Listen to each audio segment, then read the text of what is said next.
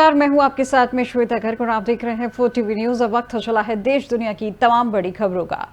4 दिवसीय भारतीय यात्रा पर आए अमेरिकी उपराष्ट्रपति जेडी वेंस ने अक्षरधाम मंदिर में दर्शन के बाद प्रधानमंत्री नरेंद्र मोदी से मुलाकात करने के बाद ट्वीट कर कहा कि आज मैंने भारत के प्रधानमंत्री नरेंद्र मोदी से मुलाकात की है। मैं भारत के साथ अपने देश के संबंधों को मजबूत करने के लिए तत्पर हूं और उनके देश के गर्मजोशी भरे स्वागत और आतिथ्य के लिए उनका धन्यवाद करता हूं। खबर राजधानी दिल्ली से आपको दिखाई जा रही है, जहां अमेरिकी उपराष्ट्रपति जेडी वेंस 4 दिवसीय भारतीय यात्रा पर आए हैं, जहां पर उन्होंने अक्षरधाम मंदिर में दर्शन के बाद प्रधानमंत्री नरेंद्र मोदी से मुलाकात करने के बाद ट्वीट कर कहा है कि आज मैंने भारत के प्रधानमंत्री नरेंद्र मोदी से मुलाकात की है और मैं भारत के साथ अपने देश के संबंधों को मजबूत करने के लिए तत्पर हूं और उनके देश के गर्मजोशी और भरे स्वागत और आतिथ्य के लिए उनका धन्यवाद करता हूं।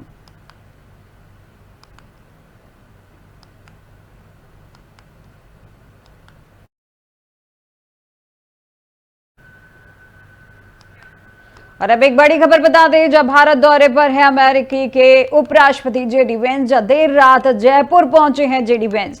Amer palace, city palace, Jantar Mantar स्मारकों का करेंगे दौरा। जब सीएम भजनलाल शर्मा और राज्यपाल हरिभाऊ बागड़े भी मुलाकात करेंगे। इस वक्त की बड़ी खबर आपको बता दें, जहां पर आपको बता दें कि 4 दिवसीय भारतीय दौरे पर हैं अमेरिका के उपराष्ट्रपति जेडी वेंस, जो अपने परिवार संग भारत दौरे पर पहुंचे थे कल, जहां पर बताया जा रहा है कि उन्होंने पहले अक्षरधाम मंदिर में दर्शन किया था। उसके बाद प्रधानमंत्री नरेंद्र मोदी से मुलाकात करने के बाद अब देर रात जयपुर पहुंचे हैं जेडी वेंस, जहां Amer palace, city palace, Jantar Mantar स्मारकों का करेंगे दौरा और इस दौरान वे सीएम भजनलाल शर्मा और राज्यपाल हरिभाऊ बागड़े से भी करेंगे मुलाकात। इस वक्त की बड़ी खबर आपको बताई जा रही है।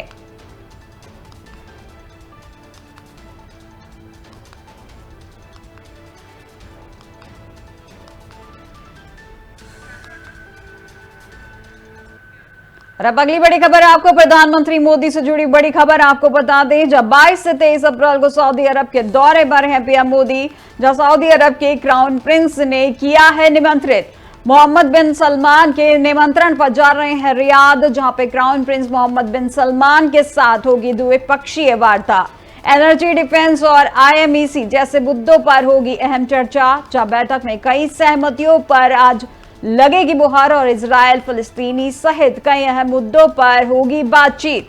आपको बता दें 2014 के बाद से तीसरी बार सऊदी अरब जा रहे हैं प्रधानमंत्री मोदी, जहां इससे पहले 2016 और 2019 में सऊदी अरब गए थे प्रधानमंत्री नरेंद्र मोदी। इस वक्त की बड़ी खबर आपको प्रधानमंत्री नरेंद्र मोदी से जुड़ी बड़ी खबर आपको बताई जा रही है, जहां आपको बता दें कि 22 और 23 अप्रैल को सऊदी अरब के दौरे पर है प्रधानमंत्री नरेंद्र मोदी, जहां सऊदी अरब के क्राउन प्रिंस ने किया है उन्हें निमंत्रित। जहां मोहम्मद बिन सलमान के निमंत्रण पर जा रहे हैं रियाद, जहां क्राउन प्रिंस मोहम्मद बिन सलमान के साथ होगी उनकी द्विपक्षीय वार्ता, जिसमें एनर्जी, डिफेंस और IMEC जैसे मुद्दों पर होगी अहम चर्चा। जहां बैठक में कई सहमतियों पर लगेगी मुहर, जहां इजरायल, फिलिस्तीनी सहित कई अहम मुद्दों पर होगी बातचीत।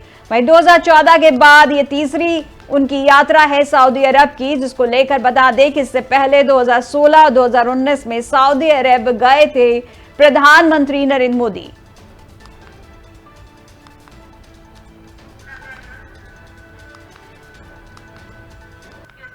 और अब केंद्रीय गृह मंत्री अमित शाह से जुड़ी बड़ी खबर आपको बता दें, जब सेवा अर्थ कॉन्क्लेव का करेंगे उद्घाटन।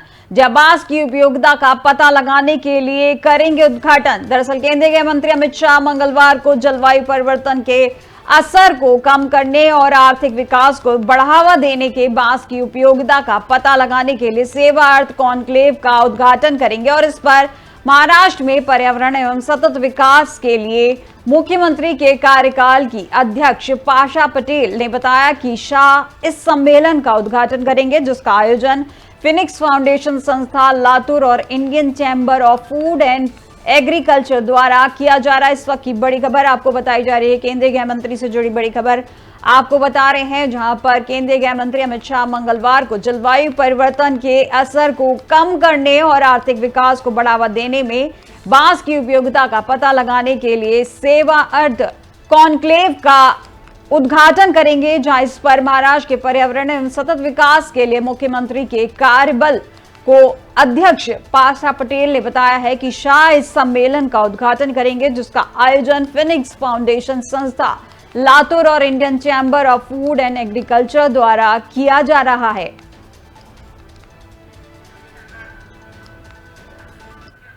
और अब अगली बड़ी खबर देहरादून से है, जहां सीएम पुष्कर सिंह धामी की आज है समीक्षा बैठक, जहां इंजीनियरिंग संस्थानों के विकास को लेकर होगी ये बैठक, जो राष्ट्रीय स्तर पर संस्थानों को विकसित करने पर होगा मंथन, जो सुबह 11:30 बजे सीएम धामी की अध्यक्षता में होगी बैठक। इस वक्त की बड़ी खबर आपको देहरादून से जुड़ी बड़ी खबर आपको बताई जा रही है। सीएम पुष्कर सिंह धामी से जुड़ी बड़ी खबर आपको बता दें, जहां सीएम पुष्कर सिंह धामी आज एक समीक्षा बैठक करेंगे, जो इंजीनियरिंग संस्थानों के विकास को लेकर यह बैठक होगी, जहां राष्ट्रीय स्तर पर संस्थानों को विकसित करने पर होगा मंथन, जो सुबह 11:30 बजे सीएम धामी की अध्यक्षता में यह बैठक आयोजित की जाएगी।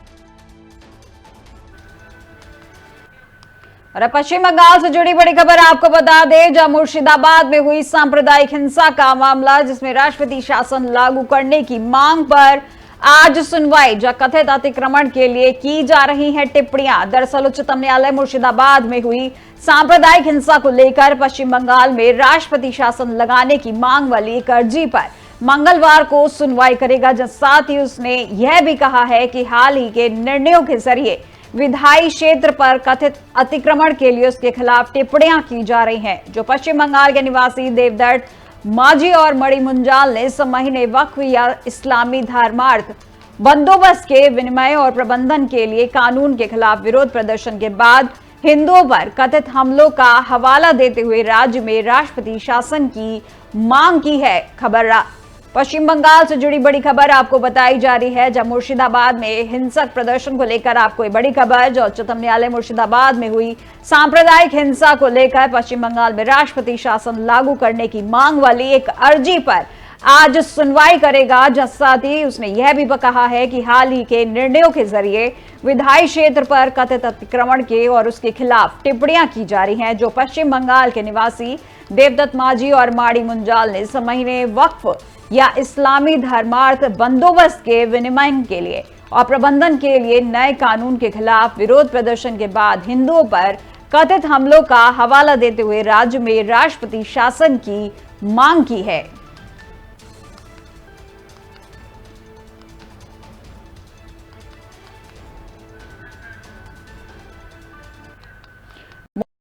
एक देश एक चुनाव के साथ अगले एजेंडे में जुट गई है, जब मंगलवार को इस मुद्दे पर संयुक्त संसदीय समिति की 7 घंटे की मैराथन बैठक होगी, जिसमें न्यायविद और कानूनी विशेषज्ञ शामिल होंगे और इस मुद्दे पर एक वेबसाइट भी लॉन्च करने की तैयारी है, ताकि देश भर में व्यापक चर्चा कर आम राय तैयार की जा सके। और जानकारी के मुताबिक जेपीसी की 7 घंटे की मैराथन बैठक में 4 सत्र होंगे और इसमें एक देश एक चुनाव को लेकर उसकी कानूनी पेचीदगियों पर गहन विचार विमर्श होगा। जैसे एक संसदीय समिति के सदस्य के मौजूदगी में सुप्रीम कोर्ट के पूर्व न्यायाधीश जस्टिस हेमंत गुप्ता और जम्मू कश्मीर के हाई कोर्ट के पूर्व न्यायाधीश एसएन झा के साथ चर्चा का एक सत्र होगा। इस वक्त की बड़ी खबर बताई जा रही है, एक देश एक चुनाव को लेकर एक बैठक का आयोजन किया जा रहा है, जहां पे मैराथन बैठक होगी, जिसमें न्यायविद और कानून विशेषज्ञ शामिल होंगे और इस मुद्दे पर एक वेबसाइट भी लॉन्च करने की तैयारी है, ताकि देश भर में व्यापक चर्चा कर आम राय तैयार की जा सके।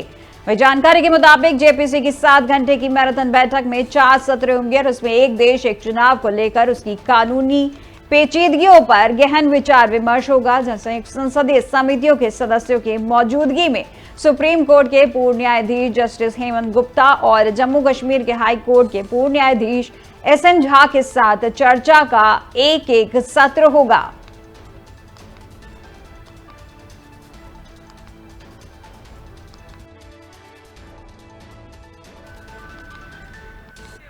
और अब राजधानी लखनऊ से जुड़ी बड़ी खबर आपको बता दें, जहां डॉक्टर भीमराव अंबेडकर सम्मान सभा का आयोजन है आज, जिसमें डिप्टी सीएम ब्रजेश पाठक कार्यक्रम में होंगे शामिल, जो दोपहर 3:45 पर सहकारिता भवन में आयोजित होगा। इस वक्त की बड़ी खबर, राजधानी लखनऊ से जुड़ी बड़ी खबर आपको बता दें, जहां डॉक्टर भीमराव अंबेडकर सम्मान सभा का आयोजन है आज, जो डिप्टी सीएम ब्रजेश पाठक कार्यक्रम में होंगे शामिल, जो दोपहर 3:45 पर सहकारिता भवन में होगा ये कार्यक्रम। इस वक्त की बड़ी खबर राजधानी लखनऊ से बताई जा रही है।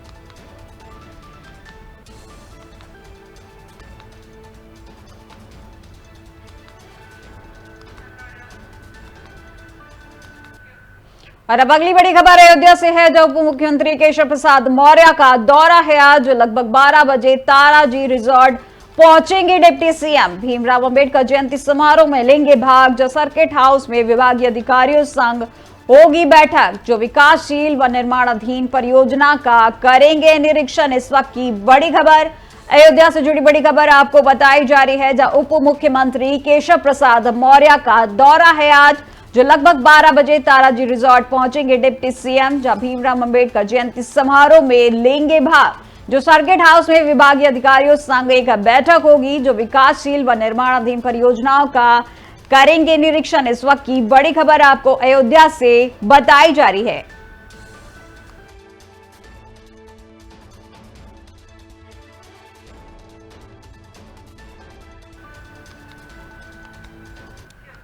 अब राजधानी लखनऊ से एक और बड़ी खबर आपको बता दें, सपा अध्यक्ष अखिलेश यादव की है प्रेस कॉन्फ्रेंस, जो आज दोपहर 1:30 बजे ये प्रेस कॉन्फ्रेंस आयोजित होगी, जहां पार्टी कार्यालय पर होगी अखिलेश यादव की ये प्रेस कॉन्फ्रेंस। इस वक्त की बड़ी खबर राजधानी लखनऊ से जुड़ी बड़ी खबर, सपा अध्यक्ष अखिलेश यादव की आज एक प्रेस कॉन्फ्रेंस होने जा रही है, जो दोपहर 1:30 पर होगी ये प्रेस कॉन्फ्रेंस, जो पार्टी कार्यालय पर होगी अखिलेश यादव की प्रेस कॉन्फ्रेंस। इस वक्त की बड़ी खबर राजधानी लखनऊ से बताई जा रही है, जहां सपा अध्यक्ष अखिलेश यादव आज दोपहर 1:30 बजे एक प्रेस कॉन्फ्रेंस करने जा रहे हैं, जो उनके पार्टी कार्यालय पर आयोजित की जा रही है।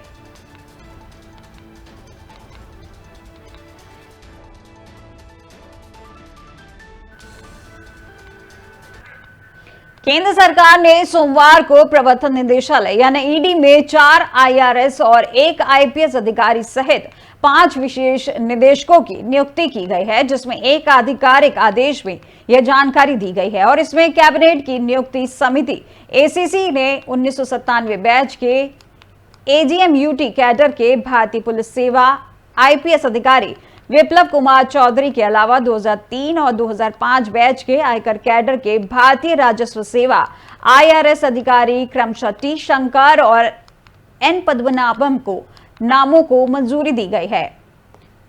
4 आईआरएस और 1 आईपीएस अधिकारी की नियुक्ति हुई है। इस संबंध में आपको बता दें कि एक केंद्र सरकार ने सोमवार को प्रवर्तन निदेशालय यानी ईडी में 4 आईआरएस और 1 आईपीएस अधिकारी सहित 5 विशेष निदेशकों की नियुक्ति की गई है, जिसमें एक आधिकारिक आदेश में यह जानकारी दी गई है। और इसमें कैबिनेट की नियुक्ति समिति एसीसी ने 1997 बैच के एजीएम-यूटी कैडर के भारतीय पुलिस सेवा आईपीएस अधिकारी विप्लव कुमार चौधरी के अलावा 2003 और 2005 बैच के आयकर कैडर के भारतीय राजस्व सेवा आईआरएस अधिकारी क्रमशः टी शंकर और एन पद्मनाभन को नामों को मंजूरी दी गई है।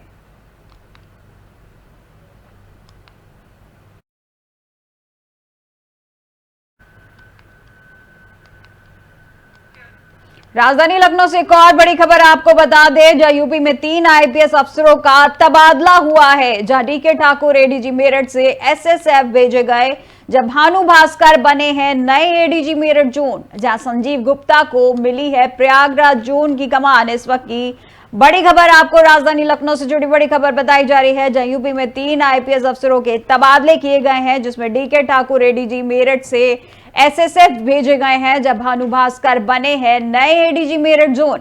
उसी के साथ संजीव गुप्ता को मिली है प्रयागराज जोन की कमान। इस वक्त की बड़ी खबर आपको राजधानी लखनऊ से बताई जा रही है।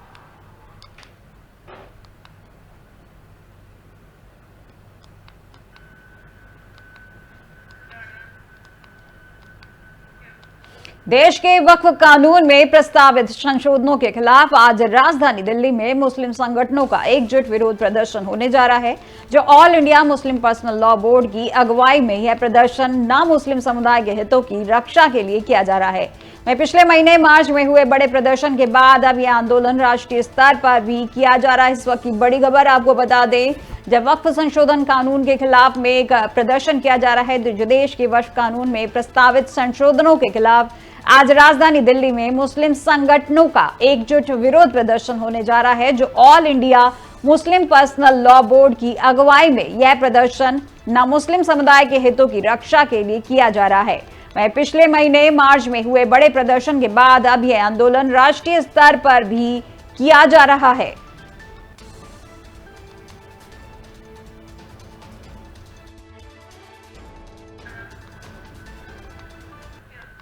आज से जम्मू कश्मीर में राज्य का दर्जा बहाल करने और संविधान बचाओ आंदोलन के लिए 1.5 महीने लंबा अभियान शुरू करेगी। यह अभियान सैयद नसीर हुसैन को जम्मू कश्मीर का नया प्रभारी और वरिष्ठ नेता दिग्विजय सिंह को पर्यवेक्षक नियुक्त किए जाने के बाद शुरू किया गया है। जो हुसैन ने भरत सिंह सोलंकी का स्थान लिया, जिनके कार्यकाल में कांग्रेस ने विधानसभा चुनावों में खराब प्रदर्शन किया था और केवल 6 सीटें जीत पाई थी। वहीं कश्मीर में 5 और जम्मू में सिर्फ 1। इन नई नियुक्तियों के साथ कांग्रेस केंद्र शासित प्रदेश में अपना समर्थन आधार पुनर्जीवित करने का प्रयास कर रही है। इस वक्त की बड़ी खबर आपको बताई जा रही है, कांग्रेस से जुड़ी बड़ी खबर है। जो संविधान बचाओ आंदोलन को लेकर कांग्रेस का प्रदर्शन है, जो आज से जम्मू कश्मीर में राज्य का दर्जा बहाल करने और संविधान बचाओ आंदोलन के लिए 1.5 महीने लंबा अभियान शुरू करेगी कांग्रेस। और यह अभियान सैयद नसीर हुसैन को जम्मू कश्मीर का नया प्रभारी और वरिष्ठ नेता दिग्विजय सिंह को पर्यवेक्षक नियुक्त किए जाने के बाद शुरू किया गया है। जहां हुसैन ने भरत सिंह सोलंकी का स्थान लिया, जिनके कार्यकाल में कांग्रेस ने विधानसभा चुनावों में खराब प्रदर्शन किया था और केवल 6 सीटें जीत पाई थी। वह कश्मीर में 5 और जम्मू में सिर्फ 1। और इन नई नियुक्ति के साथ कांग्रेस केंद्र शासित प्रदेश में अपना समर्थन आधार पुनर्जीवित करने का प्रयास कर रही है।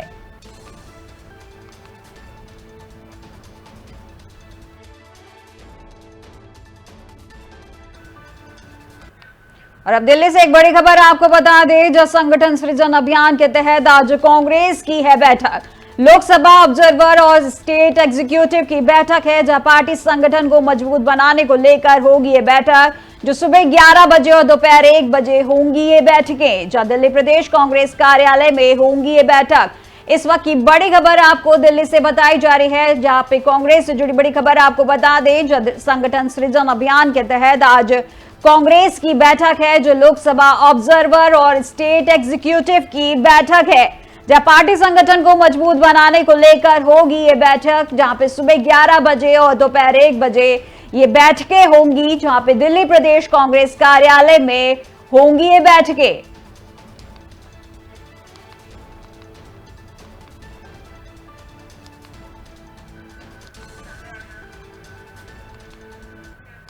और अब गाजियाबाद से अगली बड़ी खबर आपको बता दें, जो घर में छापाई के दौरान लगी है भीषण आग। जहां आग लगने से 2 लोग झुलसे हैं और 1 की हुई है मौत। जहां फायर ब्रिगेड की टीम ने आग पर पाया है काबू। जब पुलिस मौके पर मौजूद है और जांच में जुटी हुई है। यह पूरी घटना लोनी बॉर्डर क्षेत्र के शांति नगर की बताई जा रही है। इस वक्त की बड़ी खबर आपको गाजियाबाद से जुड़ी बड़ी खबर आपको बताई जा रही है, जहां घर में छपाई के दौरान लगी है भीषण आग। जहां आग लगने से 2 लोग झुलसे हैं और 1 की हुई है मौत। जहां फायर ब्रिगेड की टीम ने आग पर पाया है काबू। जहां पुलिस मौके पर मौजूद है और जांच में जुटी हुई है। और यह पूरी घटना लोनी बॉर्डर क्षेत्र के शांति नगर की बताई जा रही है।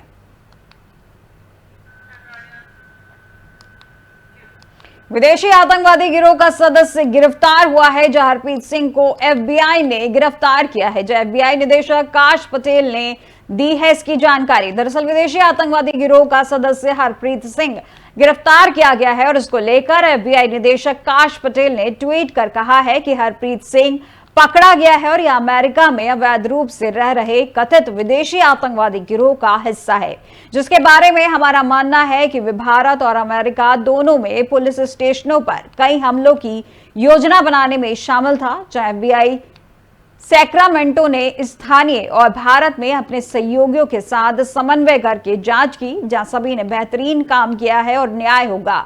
वहीं एफबीआई हिंसा करने वालों को ढूंढना जारी रखेगी, चाहे वे कहीं भी छुपे हुए हों।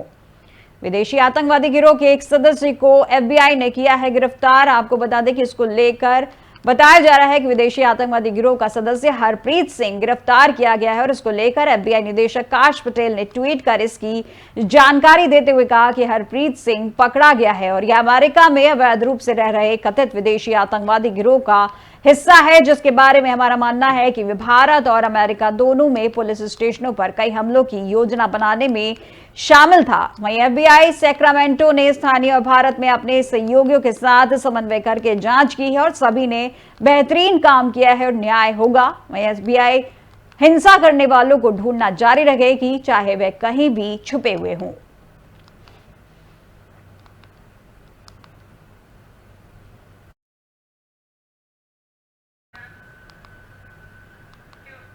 खबर जम्मू कश्मीर से है, जहां रामबन में भारी बारिश और बाढ़ के बाद पुनर्निर्माण और निकासी का काम लगातार जारी है और इसमें सार्वजनिक और निजी संपत्तियां नष्ट और 3 लोगों की मौत हुई है। खबर जम्मू कश्मीर से आपको दिखाई जा रही है, जहां पर बता दें कि रामबन में भारी बारिश और बाढ़ के बाद पुनर्निर्माण और निकासी का काम लगातार जारी है। आपको यह भी बता दें इसमें सार्वजनिक और निजी संपत्तियां नष्ट हुई हैं और इसमें 3 लोगों की मौत हुई है।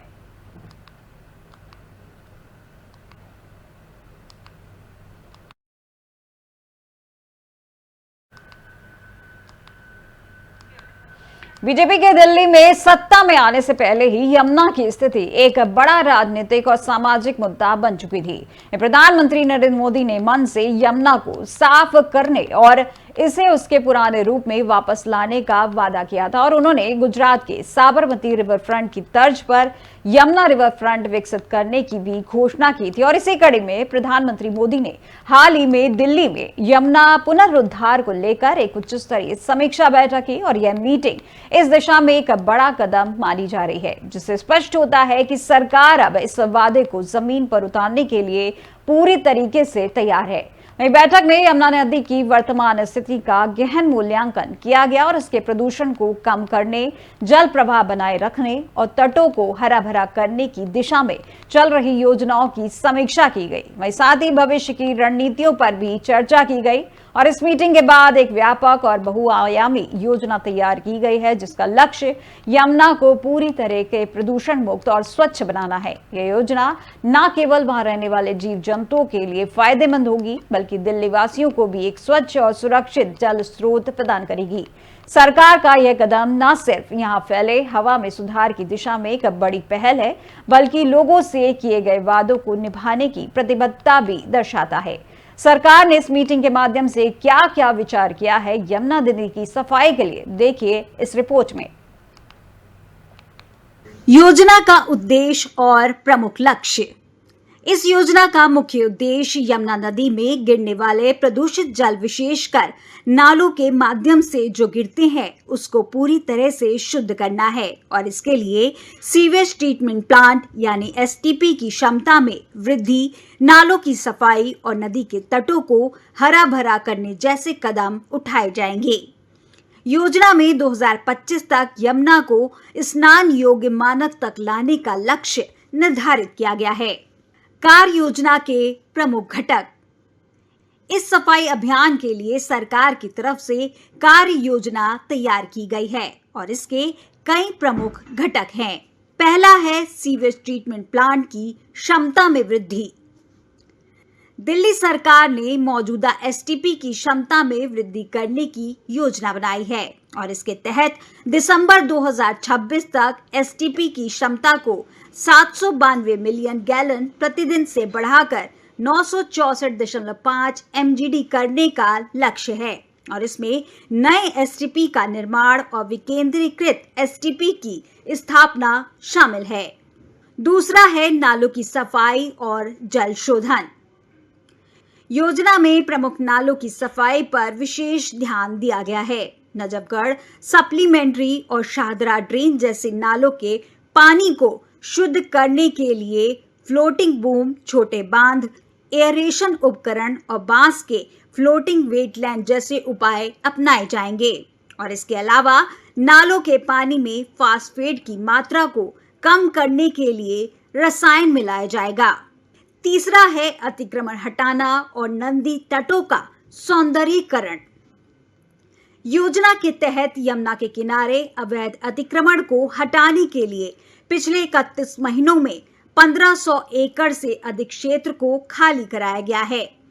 डीडीए को जैव विविधता पार्क विकसित करने की जिम्मेदारी सौंपी गई है ताकि नदी तटों का हरा भरा बनाया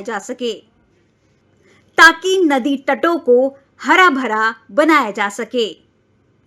चौथा है जल प्रवाह बनाए रखना। नदी में जल प्रवाह को बनाए रखने के लिए ठोस कदम उठाए जाएंगे। इससे नदी में निवास करने वाले जीवों, पेड़ पौधों की मात्रा को संतुलित किया जा सकेगा और प्रदूषण को नियंत्रित किया जा सकेगा। पांचवा है औद्योगिक और घरेलू प्रदूषण नियंत्रण। सरकार औद्योगिक कचरे को निपटाने पर कड़ी निगरानी रखेगी और अवैध औद्योगिक इकाइयों को बंद करेगी। इसके अलावा झुग्गी झोपड़ी क्षेत्रों से आने वाले अपशिष्ट जल को सीवर नेटवर्क से जोड़ा जाएगा ताकि गंदे पानी का सही निपटान हो सके। छठा है समय सीमा और निगरानी। योजना के कार्यान्वयन की निगरानी के लिए एक मजबूत तंत्र स्थापित किया जाएगा। इसके लिए सरकार ने आश्वासन दिया है। इसके अलावा मौजूदा एसटीपी के प्रदर्शन और आउटपुट की रोजाना निगरानी की जाएगी ताकि किसी भी कमी को तुरंत दूर किया जा सके। सातवां है पर्यावरणीय और सामाजिक प्रभाव। इस योजना का उद्देश्य न केवल यमुना को प्रदूषण मुक्त करना है, बल्कि नदी में निवास करने वाले जीव जंतु, पेड़ पौधों के लिए स्वच्छ वातावरण उपलब्ध कराना है। इससे जैव विविधता पार्कों का निर्माण, नदी तटों को हरा भरा करना और जल गुणवत्ता में सुधार से स्थानीय समुदायों की जीवन गुणवत्ता में भी सुधार करना है। प्रधानमंत्री मोदी की अध्यक्षता में तैयार की गई यमुना सफाई योजना एक महत्वाकांक्षी और समग्र प्रयास है। यदि इसे प्रभावी ढंग से लागू किया जाता है तो यह न केवल यमुना नदी को प्रदूषण मुक्त करेगा, बल्कि दिल्ली वासियों के लिए स्वच्छ जल की उपलब्धता भी सुनिश्चित करेगा। यह योजना नदी संरक्षण, जल प्रबंधन और वायु के गुणों में संतुलन की दिशा में एक महत्वपूर्ण कदम है। योजना का उद्देश्य और प्रमुख। देश दुनिया की तमाम बड़ी खबरों में फिलहाल बस इतना ही। और अधिक जानकारी के लिए देखते रहिए 4 TV न्यूज़। नमस्कार।